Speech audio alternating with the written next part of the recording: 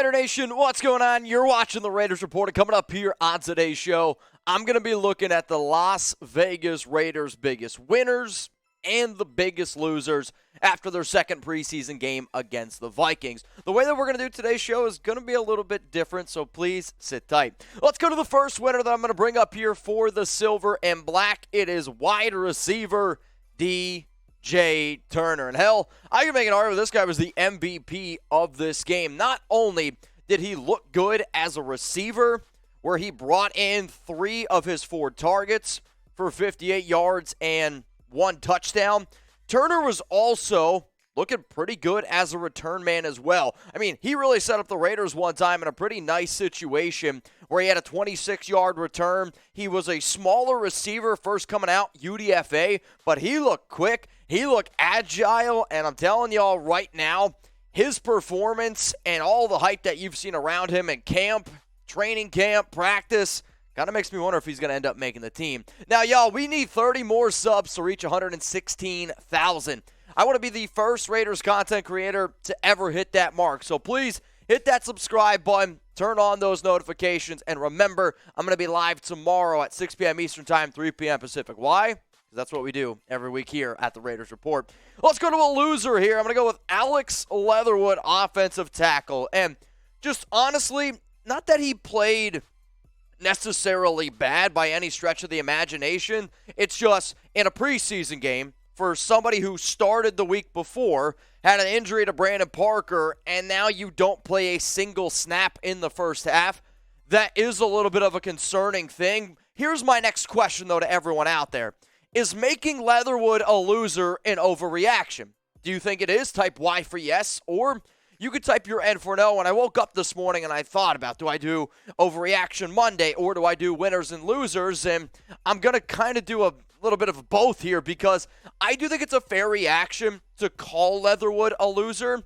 But I also think that this Raiders team, Raiders organization, wants to get a look at certain players. They wanted to see what Thayer Munford looked like in the starting lineup with some of those other guys. And the reason why I bring that up is because there's a lot of people like, oh no, Alex Leatherwood didn't play a single snap. Raiders also didn't play Matthew Butler, and they also did not play Neil Farrell Jr. in the first half. They played those guys later on. Why? To get better looks at Kyle Pecco, Tyler Lancaster, Andrew Billings, and so on and so forth. Let's go, though, since if Leatherwood's a loser, I got to make Thayer Munford a winner. And there was a report early in the week last week. I talked about it briefly on the Raiders Report that, hey, Munford was getting some hype that he could potentially start at right tackle in this game, and I actually thought he played pretty well. Yeah, there was definitely times the interior offensive line, I'll say, struggled a little bit.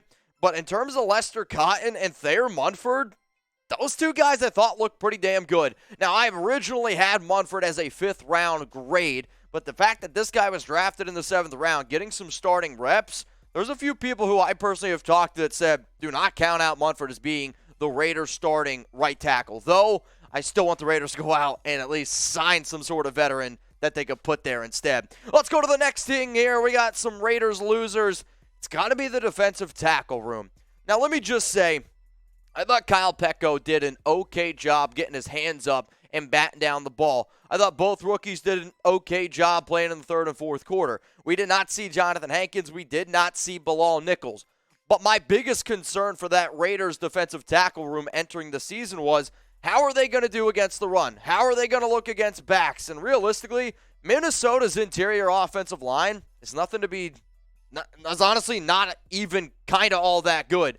And when you look at the numbers that this team gave up, especially in that second quarter against some of these backs, I mean, 19 carries, 108 yards, that's an average of 5.7 yards per carry. If you don't address that interior defensive tackle room, it does make me a little bit nervous. It's all the reason why I'm sitting up here saying, for the love of God, can the Raiders go out and get a defensive tackle? Because I saw it yesterday, and that was against backups. It's not going to be pretty unless you make some actual adjustments. Let's go to another winner here for the Raiders. It's quarterback Nick Mullens. And in my post-game reaction show, I talked a little bit about Mullens. I talked a little bit about Jarrett Stidham. And to be honest, I went back and I watched the tape again. I thought Mullens just outplayed Stidham. And yeah, Stidham had a rushing touchdown, but he missed a Keelan Cole on a touchdown, on his rushing touchdown personally. I thought he had 3 reads where he actually could have hit a receiver. He just didn't show a lot of confidence in his ability and decided to run it in. Mullens, on the other hand, he was 7-9 for 94 yards and a touchdown. There was a fumble. I'm not going to say it was on Mullens personally. I thought Grossu snapped it a little bit high into the right, making it difficult for Nick.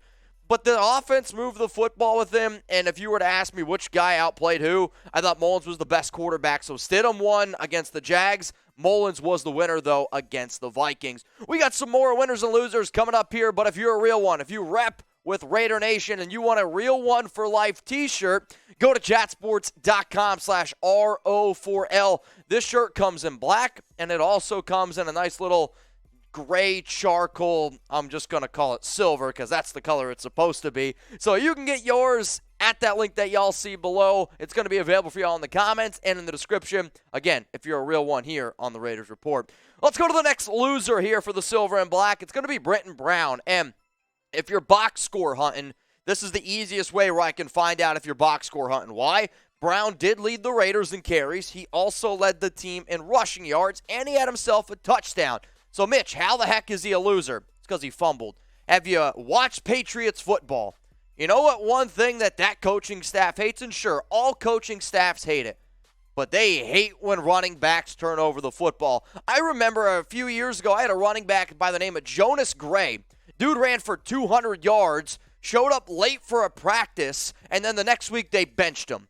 If you're going to be a rookie running back with the amount of talent that this team has in the backfield and you're putting the football on the ground, I'm sorry, that's going to make you a loser in my book. The next winner here for the Raiders, I'm going to give this one to Malcolm Koonce. And I could have gone with Tayshawn Bauer. I thought he actually played pretty well. I was impressed by Gary Green.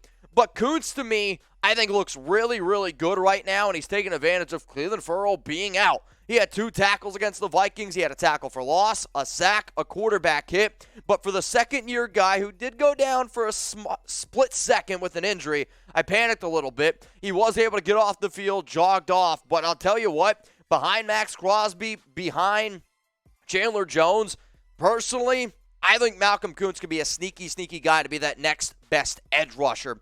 Let's go to the next loser here, Raiders offensive line. And I'm really only going to nitpick at the starters that initially went out there because they got ripped apart by the Vikings interior defensive tackle unit. And if you watch the Vikings, if you cover the Vikings, I've talked to some of my Vikings friends, that's actually probably one of their biggest weaknesses on the defensive line. The Raiders allowed 4 sacks. You saw a lot of quarterback pressures in this game, and I get it. You don't have Colton Miller out there, and that's going to be a big help when he comes back. But John Simpson, Andre James, I thought Lester did okay, but then even when you put in some of these other backups, the Vikings were getting way too much interior pressure against our quarterbacks, and you gave up 4 sacks. I want to see what this offense could do. But the offensive line, in my personal opinion, did not play very well yesterday. So when I did my winners and losers here, if you're keeping track at home, there are 2 units that I have as losers. I have the offensive line, and I have the defensive tackle unit. Let me know down in the comment section right now because that's what the Raiders Report is all about. What do you think is the bigger weakness? You think it's offensive line? Type OL. If you think it's defensive tackle room, then type DT. Yo, I was having a hell of a time yesterday during our Raiders watch party, and I had called a whole bunch of people on my Instagram, said, hey, come chug a beer with me. We were playing some stuff from Craggy Games, shout out to them. But not only is that a very fun thing to do during watch parties, and it's why I hope that you can give me a follow on Instagram by scanning that QR code, but I also want you guys to follow me there because I'm going to be keeping you guys up to date on Raiders news and rumors that I can't quite get to all the time because I got to make other videos for Chat Sports. Let's go to the next winner here. I'm going to go with cornerback Sam Webb, and shout out to Sam Webb. He got the start at outside corner, and I saw it. I'm like, you know what? Good for this young man. And for those of you that do keep up to track or keep on what is the way to say it? Keep up to date with me? Sure, we'll go with that. Over on locals, I said a sneaky player that could actually make the team that's a UDFA is Sam Webb. And now he's starting as an outside corner. 3 tackles, a pass breakup against Minnesota.